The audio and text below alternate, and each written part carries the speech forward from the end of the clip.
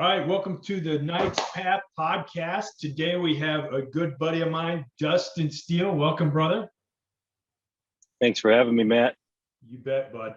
So a little background for the audience. Dustin and I worked at the same company. He was a supervisor. I was a manager. We hit it off.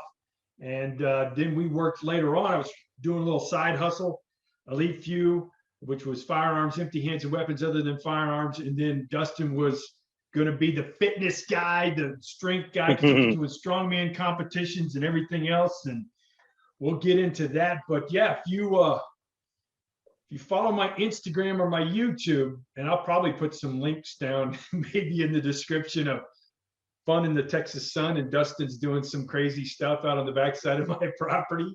Man, that seems like so long ago now. Dude, you know? What was it like? 2018. Yeah, you were 24, so how old are you now? Yeah, I'm 27 now, yeah. 3 years ago. Yeah, dude. Wow.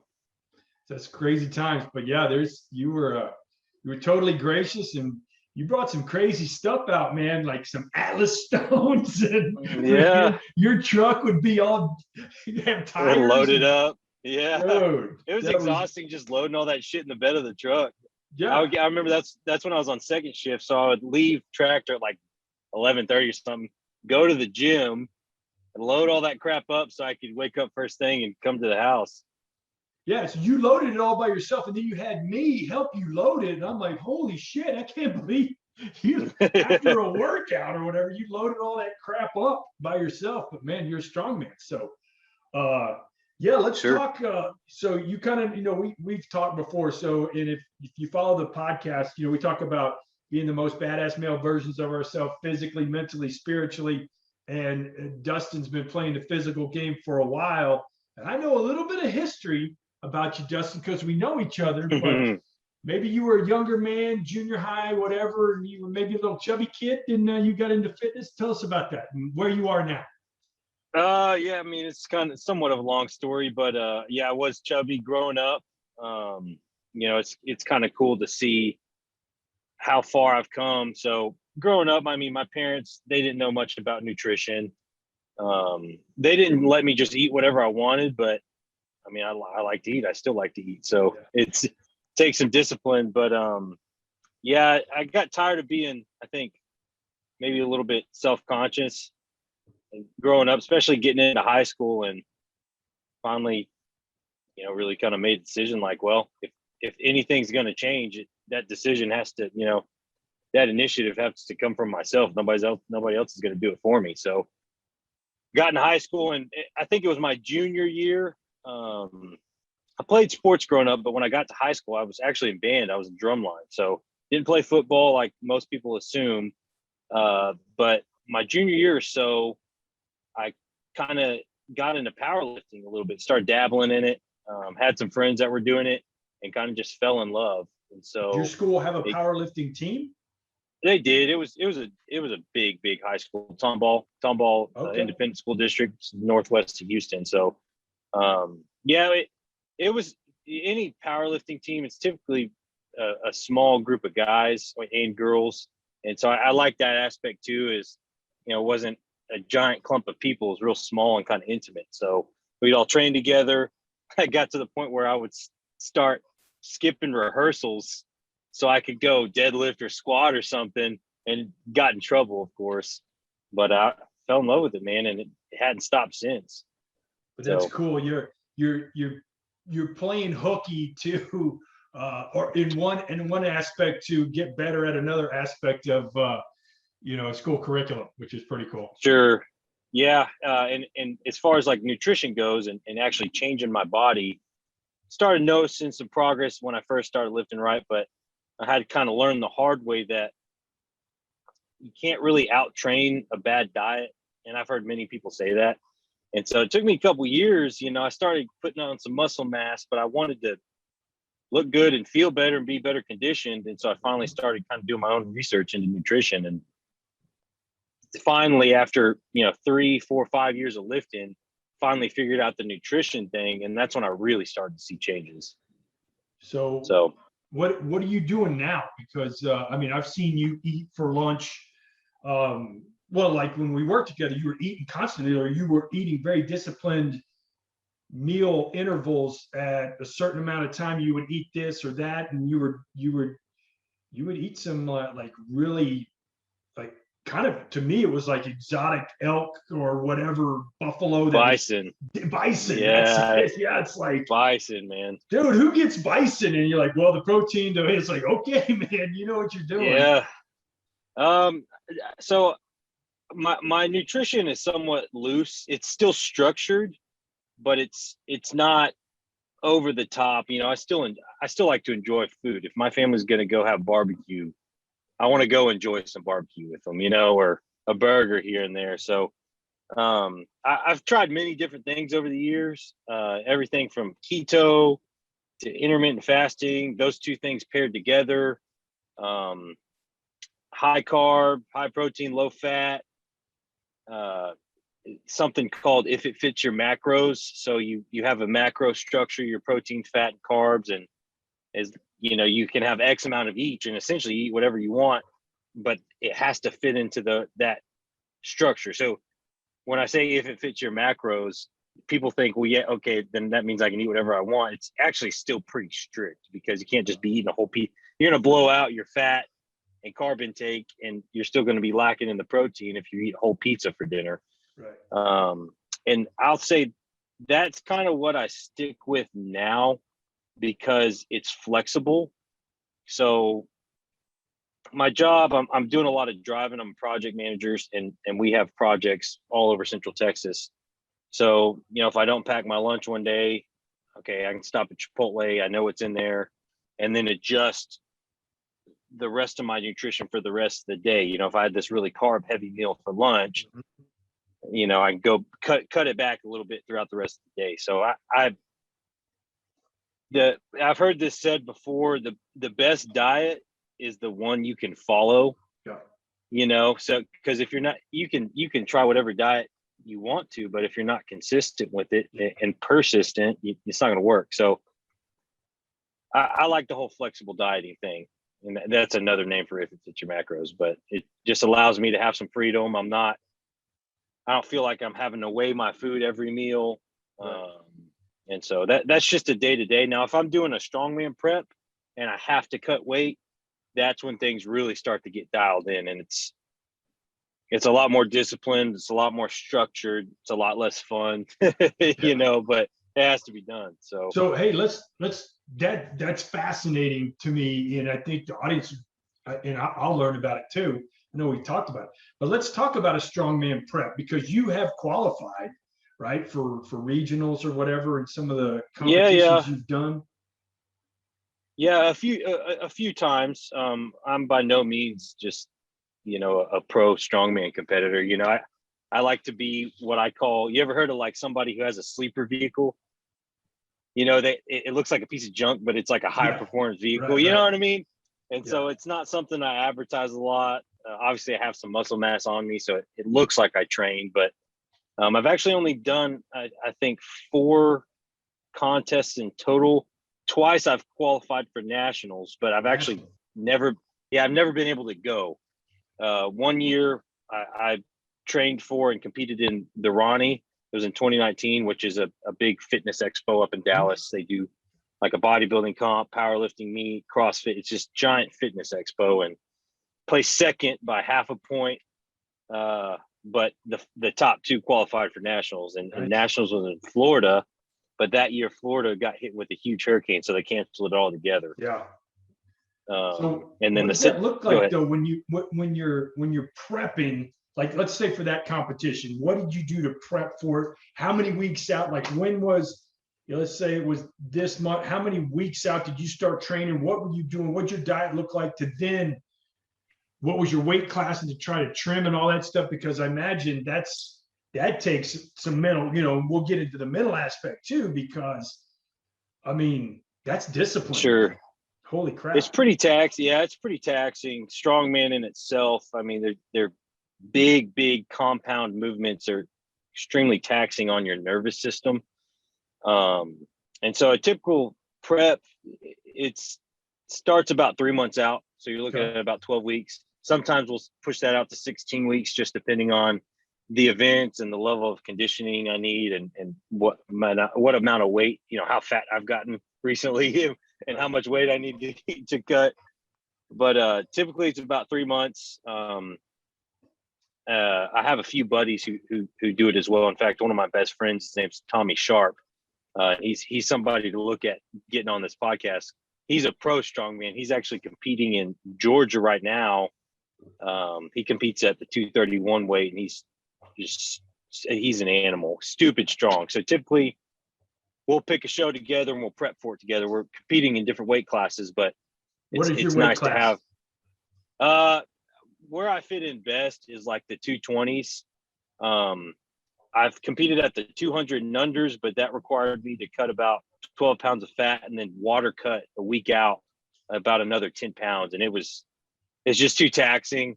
Now I did really, really well, but the 220s is where because I weigh between 225 and 230 typically. So cutting 5-6 pounds over 3 or 4 months isn't difficult. And then I'm not having to like dehydrate myself going into a show. Right. Okay. So, yep. Sweet. All right. Yeah, it's a lot of fun, but it is extremely taxing. In fact, this is when I was still at Tractors the last time I competed, but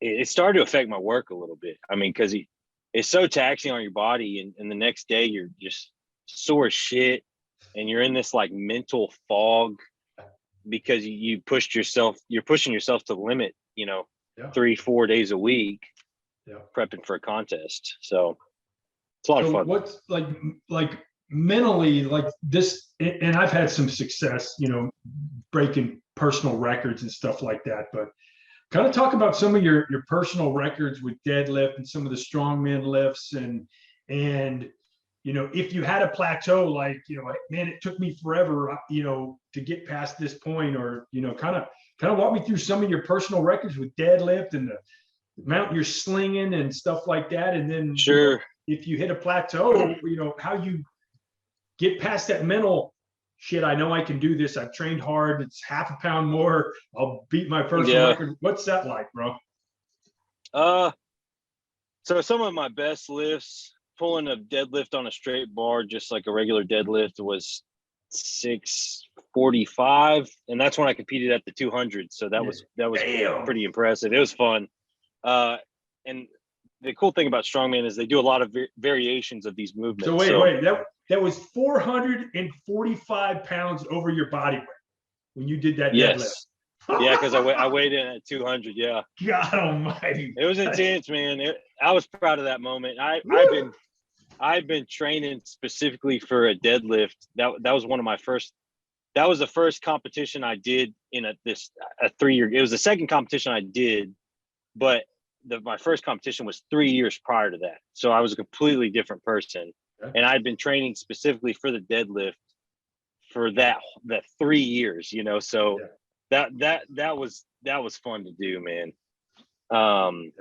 We pulled on I did another competition that October of 2019. It was Texas Strongest, and they had a frame deadlift. So it's this, you think of frame, it's just 4-sided. You stand in the middle of it and the handles are on the side, and you just pick it up. And it's a little bit easier than a regular deadlift. You're going to be able to pull more on it because it's higher off the ground. You're in the middle of it. And I pulled 750 on that, which, good God. Yeah, that was pretty, I almost popped. I felt like my head was going to explode, but that event was cool because it was called Last Man Standing. So they started out at like 400 How many people pounds. passed out? Oh man, hey, there was one or two. I mean, you create so much pressure in your system. I bet. But yeah, that one in particular was fun because it was the last man standing. They started out like a 400 pound weight, and they made these 50 pound jumps until you just kept doing it, and people just slowly dropped off because they couldn't pull it. And what's wild about that is there was a guy, I actually came in second in that event. And 50 pound jumps are no joke. And you're jumping from 650 to 700 to 750. That's crazy. Well, they went from 750, and it was me and 2 other guys, so 3 of us total. One of them was a good friend of mine, two of us pulled 750, and then they jumped to 800. And there was a guy, and this is what's cool about strongman is, man, you couldn't even really tell he lifted weights. He pulled 800 pounds, man, 50 pounds more than me and another guy. And it was impressive.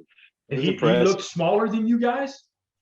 Oh yeah, he's kind of an average Joe looking dude. And that's what's so cool about strength sports is you can't really size people up. Some people are just built for it, and some people are just crazy, you know? Yeah. Don't judge a book by its cover. Absolutely. And I have another story about that. Maybe we can get into later, but well, hell, we can get into it now after you're done. Probably my next best lift was the log press. And for those of you who may not be familiar with that, it is what it sounds like. It's this giant ass log. It's got two handles, kind of got to roll it up your body and then press it. And I pressed 300 pounds on the log. Damn. In that same competition, I pulled 750. So woo. How much were you? Those are probably. Was that when you were like 220? Yeah, that's when I competed in the 220s. That's crazy. And dude, what's crazy about that, man, is I placed 6th in that comp. So I had these, those two lifts. I placed 1st in the log, and then 2nd in the deadlift, but I still got 6th overall because there's so many other movements you got to do, and you can't just be statically strong in this sport. You have to be well conditioned. You have to be mobile. You have to be able to move quick. And so I got smoked on some of the other events. Yeah, well, that's it. When you see some of the cardio it requires on some of these is insane. Well, especially things like these different variations. There's always some sort of press in the competition. There's always some sort of deadlift. And then there's some sort of moving event, and then there's some type of stone loading event. Yeah. The pressing, the deadlifting, the moving, sometimes it's for, a max rep, a max weight rep. So one rep of as much as you can, or sometimes it's a set weight and you have like a minute and a half to do it as many times as you can. Yeah. And that's where the conditioning really comes into play, Doing something for a minute and a half, that intense. I mean, even if it's just kettlebell swings, it's exhausting. Yeah. So, absolutely. Hey, hold on just a sec. I'll probably kill this in the video when I do editing. I hear something in my Go ahead.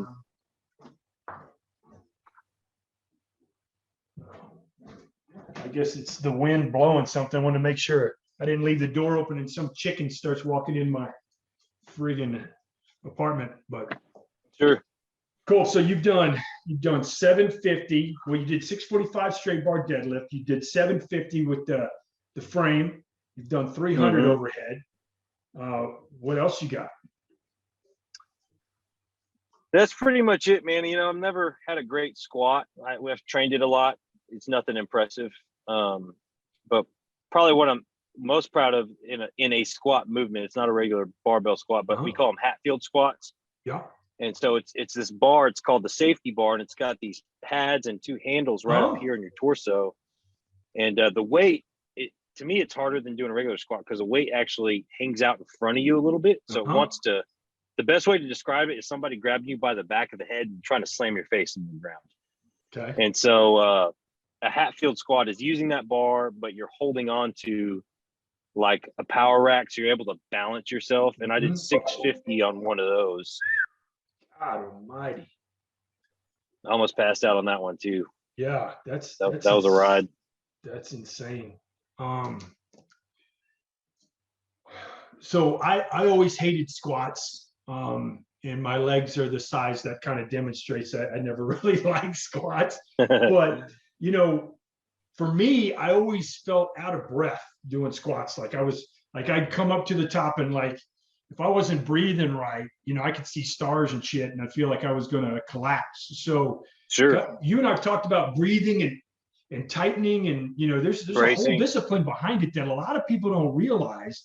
And when you have the belt, and you're forcing, and we've talked about this with lifting, is that pressurizing everything around your spine, kind of like that, but kind of talk through the breathing and getting used to that, because it doesn't seem natural. And if you don't do it right, you're going to pass the freak out.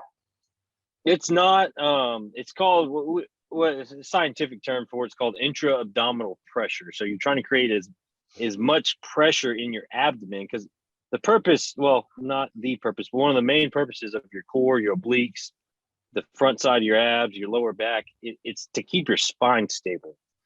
And so when you're lifting, if you can teach yourself to breathe into your belly, so not into your chest, not where you're expanding your chest, because then you have thoracic extension in your upper back. You want that neutral. So breathe in your belly and try to fill up your belly, and then essentially tighten your core like somebody's going to punch you in the gut.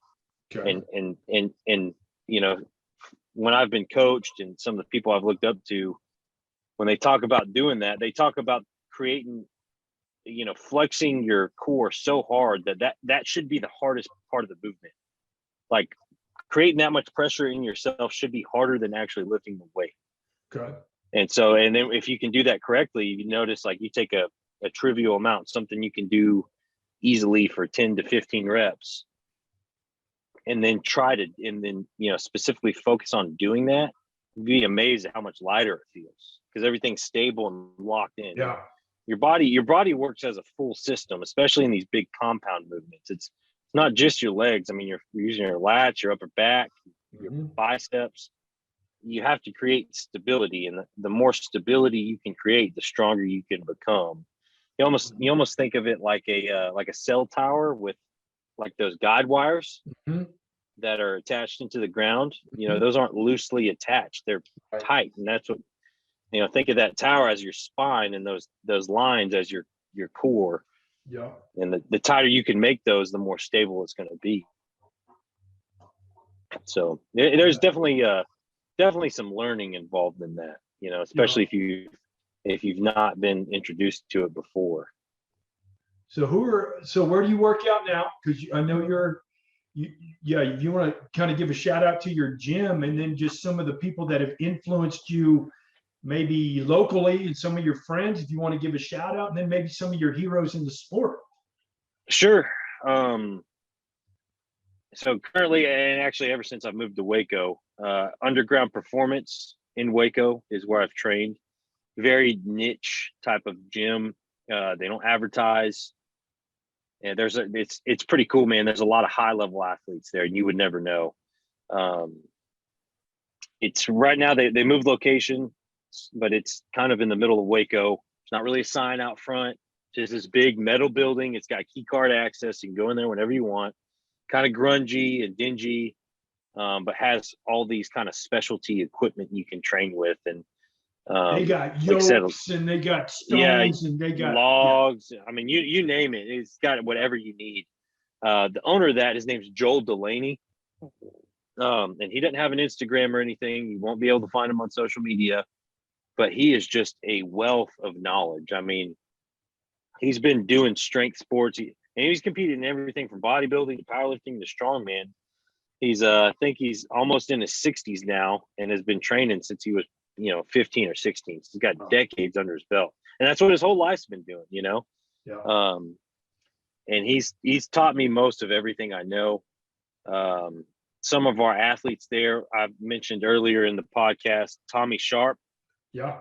He's a pro strongman. He's got his pro card. He competes in the 231s. He's actually competing right now in a pro show in Georgia, like as we speak, in Georgia, and he's leading pack right now. He's in day 2, going into day 3. He's sitting in first. Nice. He's a strong SOB, man. Just corn-fed country boy. The diesel mechanic. Well, hey, when we're done with this podcast, if he's got an Instagram or YouTube, send me his links. He does. We'll put him in the description if people want to follow. Yeah, him. I will. Yeah, his name's Tommy Sharp, but yeah, he does have an Instagram. He's all over it. He's sponsored. He's sponsored athletes. Got a pro card. That's awesome. Another high level athlete there. Her name's Jade. I think it's Dickinson, something along those lines. She's actually my mom's age. So she's in her late 40s. And she's a world record holder bench press. Yeah, a world record bench presser in the IPF and the USAPL. She geared has pressed like 400 and something pounds, which is with a bench shirt. So it's different than pressing it raw. but raw has pressed like 300 plus. Wow. And she has traveled all over the planet. She's been Japan, Germany, Australia. She's on the USA team. And so she trains there. She's out of Gatesville, but drives to Waco to train. And then probably one other is, her name's, well, now it's Katie Beck. She's a hell of an athlete. She's competed at the Arnold, which if you're familiar with fitness, it's a huge deal. Yeah. It's Fitness Expo up in Columbus, Ohio. I remember where she placed. I want to say she got first, but I'm not sure on that. And then she qualified for what's the one where all the pro bodybuilders compete? The Olympia. Okay. Mr. Olympia. Okay. So she wasn't able to compete. She had to back out because of an injury. But she's hell of an athlete. She competed in the fitness category. So I respect that a ton. I've never been a huge fan of like bodybuilding or bikinis. I know I'm well aware of how much discipline it takes to do that. So I don't want to undermine that by any means, but I like sports performance. I like seeing big guys move and lift and compete. She competed in the fitness division, which she had, it's a figure competition. So she'd get in her, bikini and compete, but it also had like this fitness routine where she was doing backflips and like almost like this dance type of routine. It's pretty wild, man. It's pretty impressive. Yeah. And she trains up at Underground as well. Okay, cool. So yeah, it's a cool little place, man. You never know that it houses these just super high level athletes. Yeah. That's cool. It's like a dungeon. That's where they go there for a reason. I mean, serious people go there to train, but it's cool because it's also just regular people there too. And there's no animosity or people that are in there to work. It doesn't matter what stage of fitness they're in. Right. They're in there to work. So cool. Sweet. What about outside the gyms? Who are some of your influences and heroes? So shoot, that's a good question. Probably is maybe a little cliche, but my closest kind of influence is my father. I mean, he was really involved growing up. My parents have been married, they're since my entire life, which is a huge deal. Right. He's probably been the biggest influence in my life. I grew up doing construction with him and farm work and just hard labor. And I think that's kind of why I naturally fell into doing strongman, because it's not much different. Right. He's had the biggest influence in my life. I've grown up in the church, and there were a few particular men in that church that I ended up doing work for, did farm and ranch for them, labor for them, and seeing them own and operate successful businesses and bust their ass and care about what they do deeply and care about other people. Luckily, I had some foresight growing up to recognize that and want to have those qualities in myself. So that's good. Yeah. So the mental game. So when you imagine working out for you is a release if you have a stressful day, right? And kind of getting in there and pounding it out. But do you do anything else mentally to kind of re-zero yourself?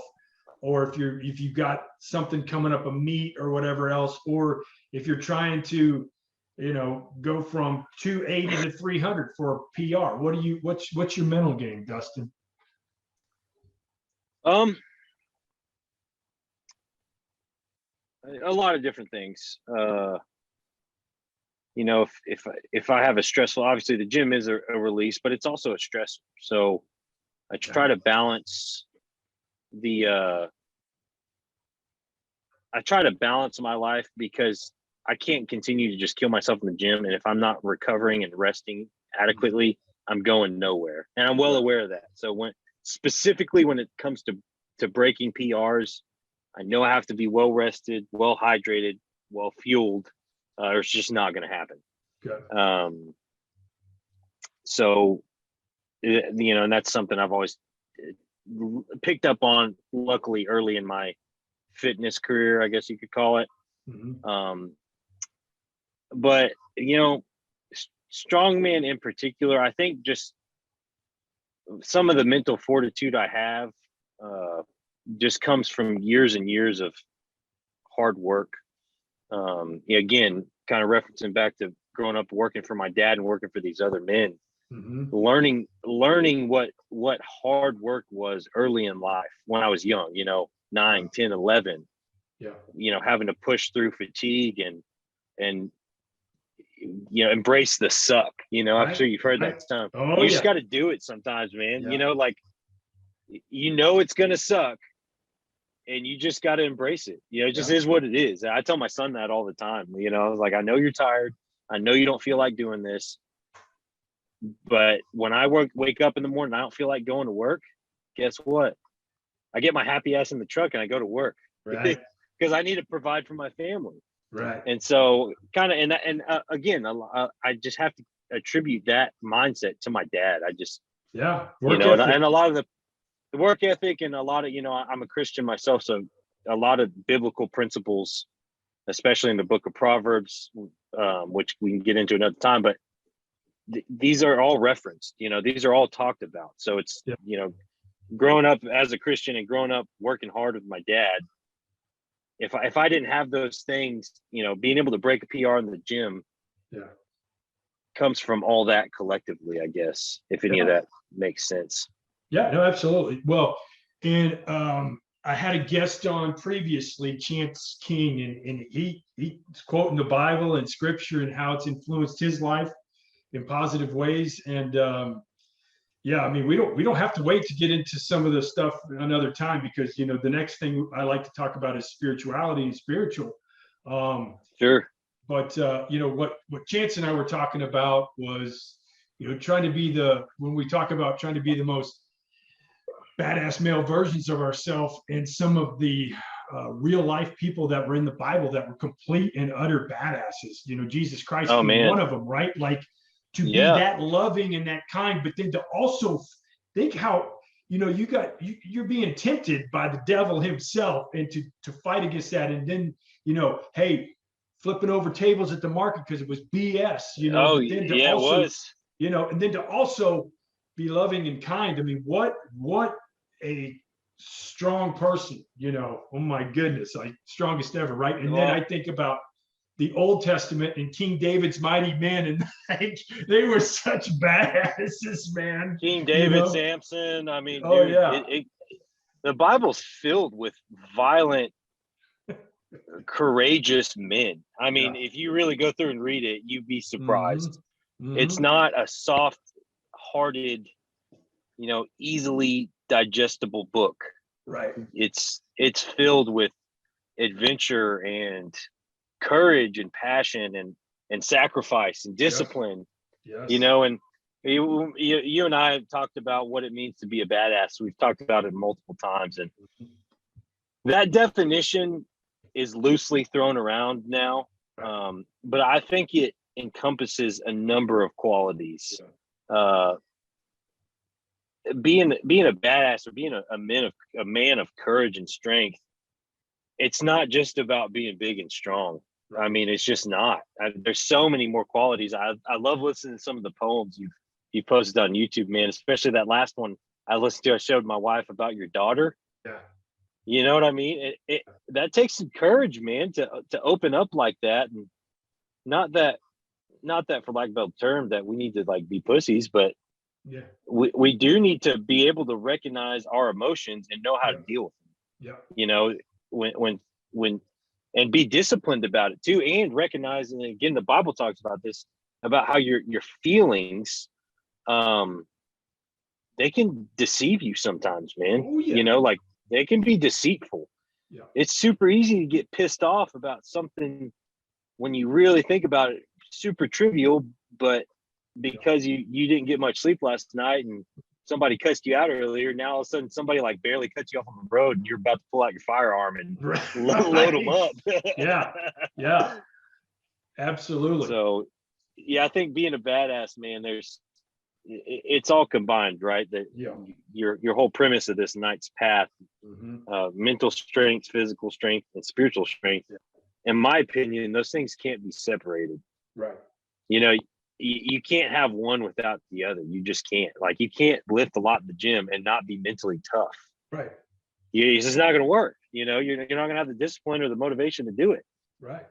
Yeah, you got to have the mental to get up, just like you got to get your happy ass in the truck, go to work, provide for your family. If you want to be better, and Chance and I were talking about this, which is so true, because once you become a man, it's not a one and done. No, it's not. Mastery, perfection, trying to be the best version of yourself is treading water. And if you stop, you're going to sink. You're going to drown. So if you want to keep breathing that air, you want to cut.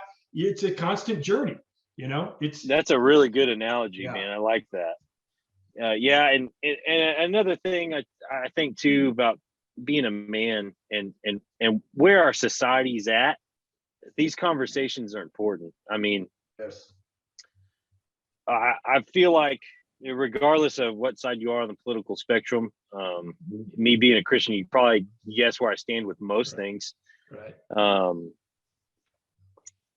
I feel like our society as a whole, they don't like men. They don't like masculine men. That's frowned upon. Yeah. That's scary. Yeah. But our country, we wouldn't be able. Absolutely. And I'm sure you know who Tim Kennedy is. I imagine.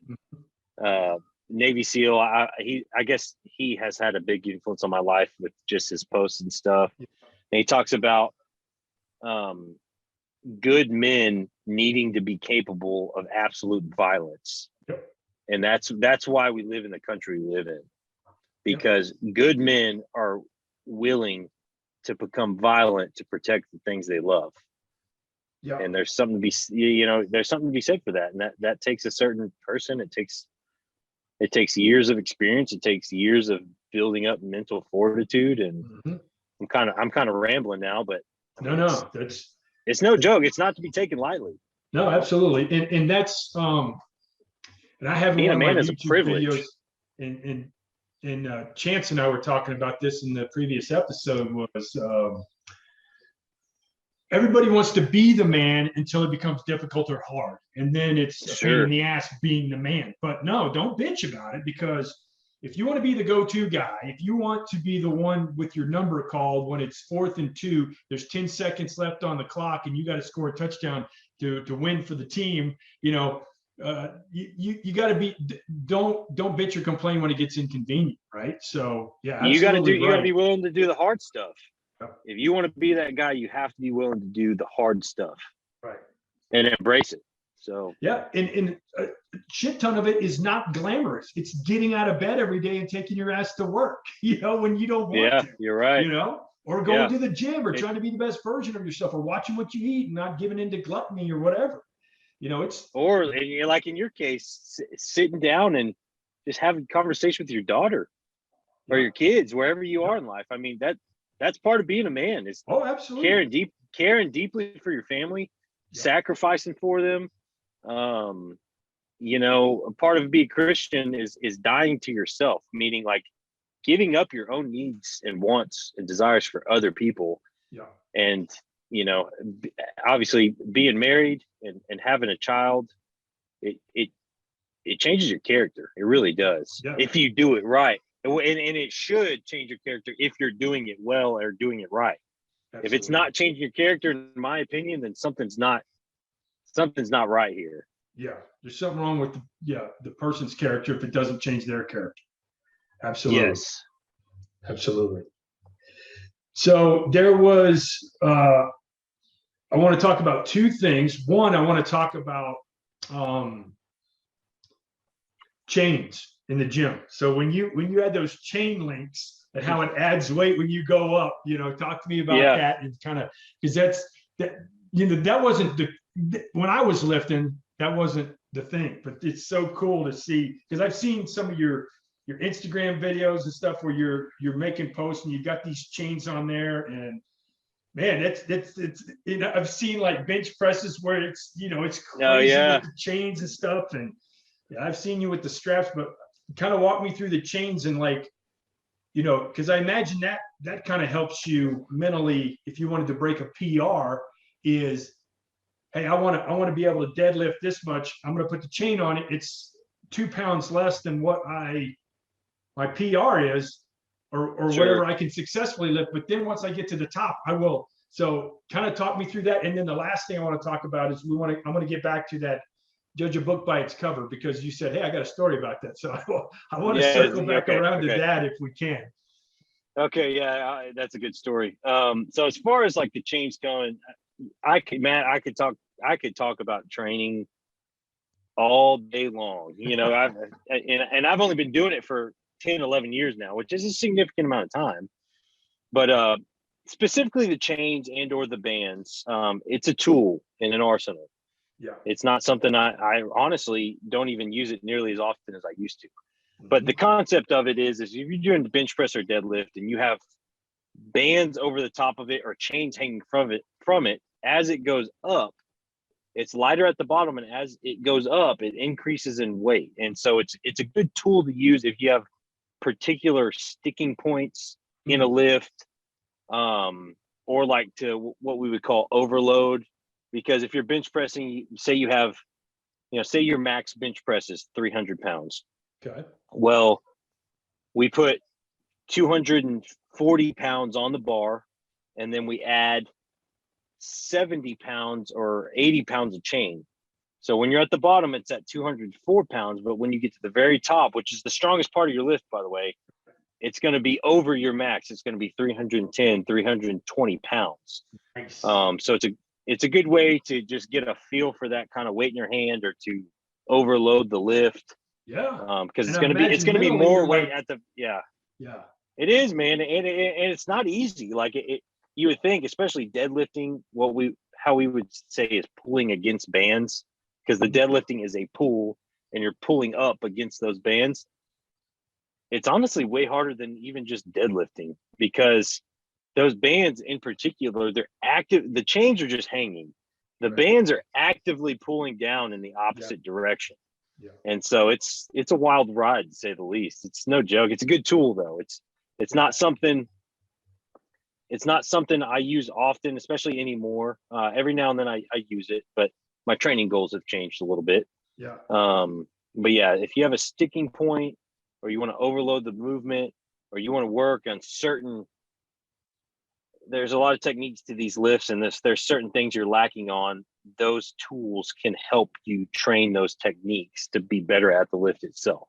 No, that's good. That's exactly where I wanted to go with this, in case someone's watching and they're like, hey, I got a sticking point. Then they just heard from my buddy Dustin, what some of those tools can be used for. So that's badass.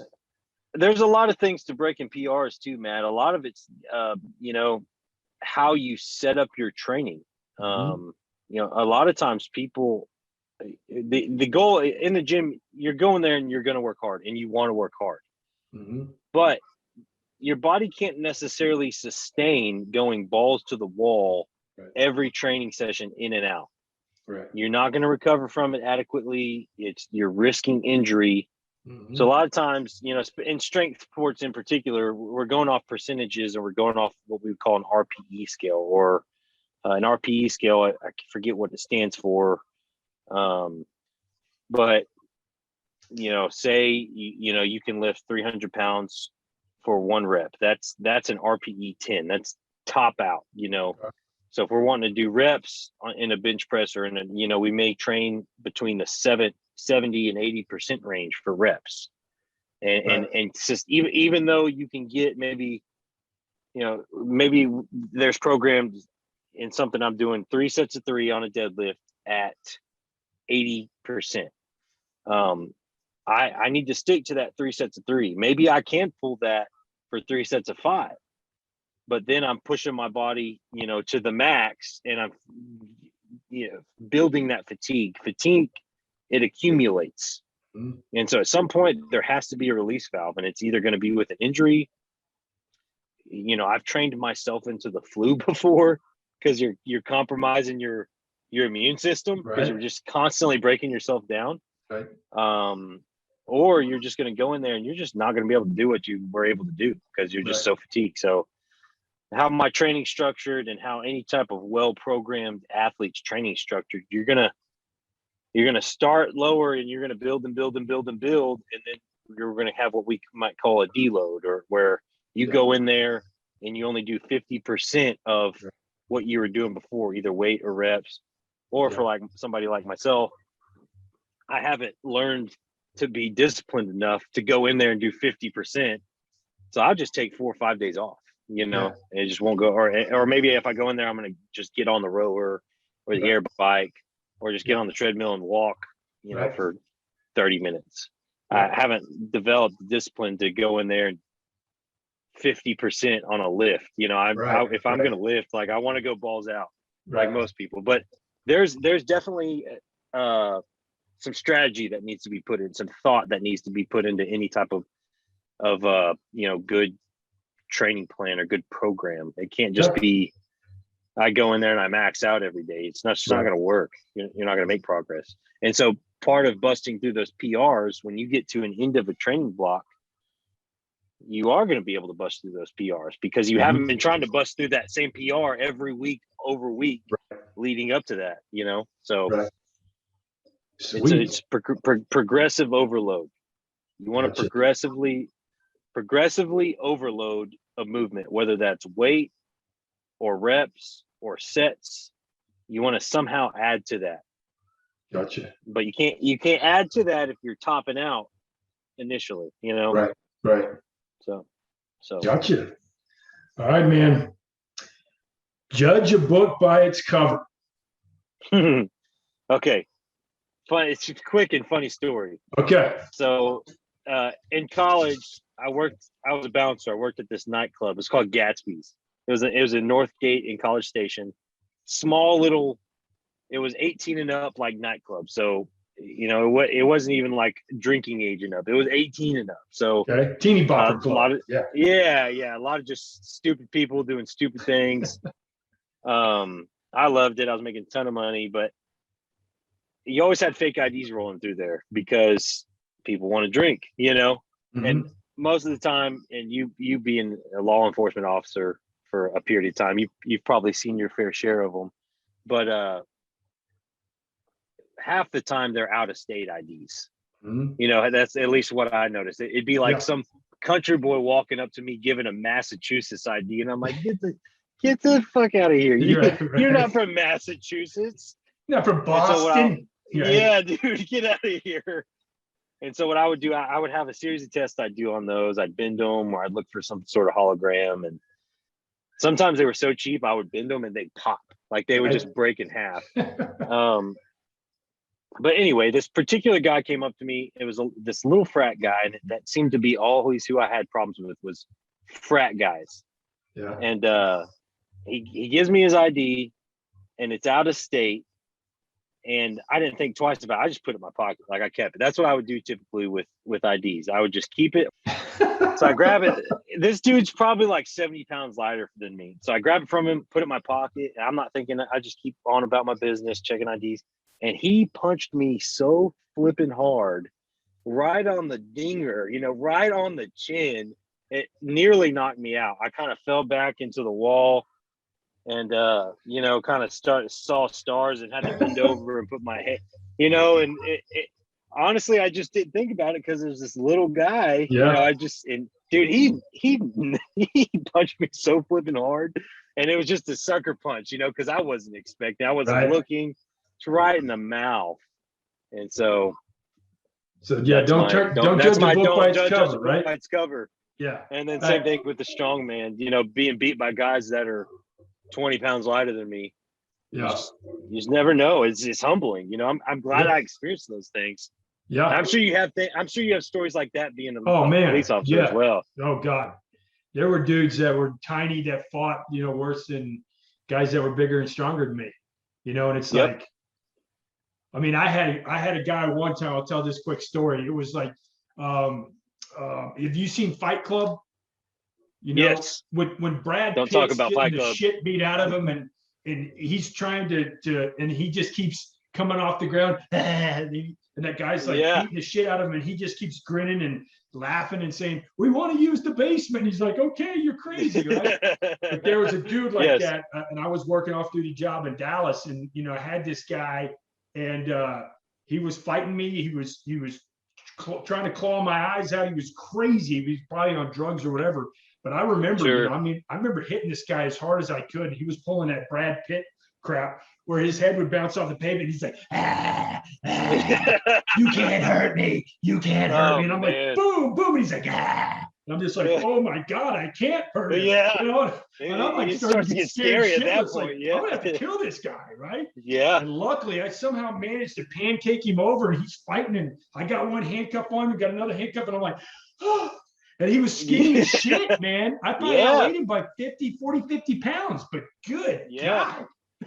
You never underestimate your enemy, man. No, dude. Never. That's a first mistake you'll make. Yeah, that's wild. Yeah, so I'm this big guy. I'm like, PCP. come on, dude. It's like the fight was on, you know, and then it just escalated. Yeah. And we're on the ground, and I'm trying to end it quick. I'm like, oh, I'll pop this guy once or twice. He'll be a rag doll. Hell no, dude. No, man. Crazy. And then you probably had this. You had, like you said, you had probably had this thought mid-fight, like, holy shit, like this. I'm not hurting this guy, you know. Yeah, it was starting to get scary. No, when you're duking someone as hard as, you know, you're giving them the love, man. You're going, dude, oh, that's got dude, one more, he's out. And then he's just like putting his face into your fist, like trying to make it hurt worse. And he's just, dude, it was scary. Yeah. Now that, like I said, that getting punched like that by this little guy, it was humbling, man. Yeah. I thought twice when I was talking to people, you know, because it had to have been somebody my size or a big guy. I may have been a little bit nicer about it, you know, like, hey, this is fake. You're not getting in here. Right. No, I just took this guy's ID and stuck it in my pocket and essentially gave, you know, metaphorically gave him the middle finger. Right. And he almost knocked me out. So that's a good story, man. Yeah. Yeah. Well, we both learned some lessons. Yeah, don't judge a book by its cover. Absolutely not. Well, hey, brother, email me if you want me to, you know, I don't know what all you want me to put on there. If people want to get a hold of you for training ideas or whatever else, you can throw me anything that you want me to share in the description. Otherwise, you're Tommy Sharp, buddy. You know, if he's got some stuff and some people want to follow him, man, I loved having you on, bro. I'm going to put in the description some YouTube video links from Dustin doing some fun in the Texas sun back on the back. Oh, yeah, man, back in the day. Yeah, dude, I may do the Elite Few highlight reel where, you know, you're flipping the tires and doing all that crazy stuff. It was good, man. That was fun, dude. That was fun. We need to do that again. Yeah. Yeah, we do. I need to get some more ammo. It's so expensive, but yeah, we'll have some fun here soon. Oh my gosh. Yeah, I'll get you those links. And man, thanks for having me on, Matt. Absolutely, I'd love brother. to be on again at some point. So yeah, we need to get together and have a nip of whiskey again here before long. Yep, we'll do it. We'll do it. All right, man. Brother, have a great day. Thank you for your time. Appreciate you. Of course. Take care, brother. All right, man. Bye.